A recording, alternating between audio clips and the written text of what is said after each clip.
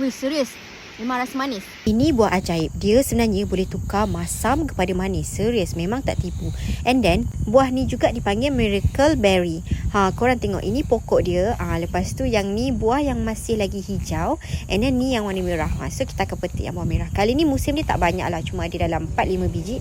But okey lah, cukup lah untuk tunjukkan demonstrasi macam mana limau yang betul-betul masam tu, bila kita makan buah ajaib ni, tiba-tiba jadi manis.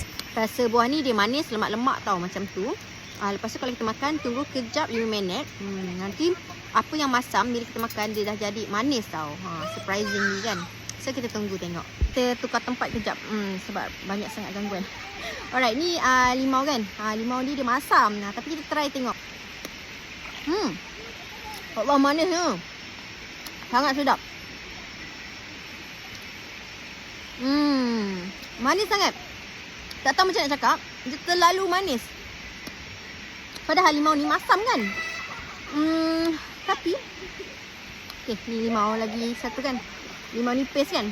Manis lah. Memang terkejut. Actually Tim ingat bila makan ni dia akan rasa masam pasal baru manis. Ni tak. Dia terus je manis.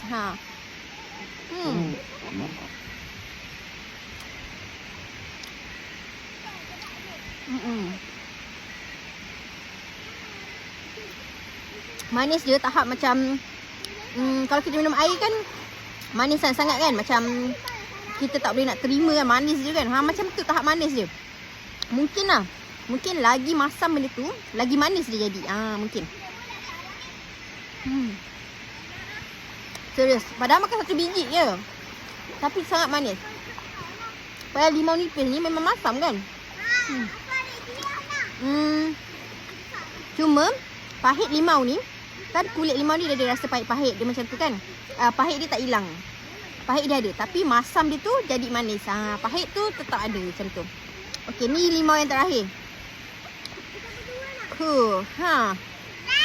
Macam Tim yang dah berapa kali makan buah ajaib ni pun still rasa macam wow.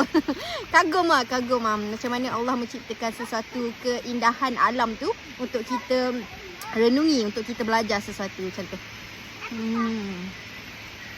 Limau pun dah habis, tinggal buah ajaib sahaja. So korang jangan lupa cari buah ajaib untuk mencuba. Untuk pengetahuan ramai orang, sebenarnya kan pokok buah ajaib ni dia macam sangat susah lah nak berbuahkan. Ni base kepada pengalaman pokok dekat rumah sendiri.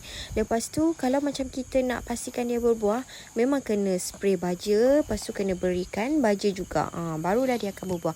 And then pokok ni dia jenis nakkan matahari yang banyak. So dapat matahari yang cukup. So and then baja yang cukup. InsyaAllah dia akan berbuah. Itu pun bergantung. Kadang buah dia macam banyak, kadang buah dia macam sikit. Ikutlah pada keadaan.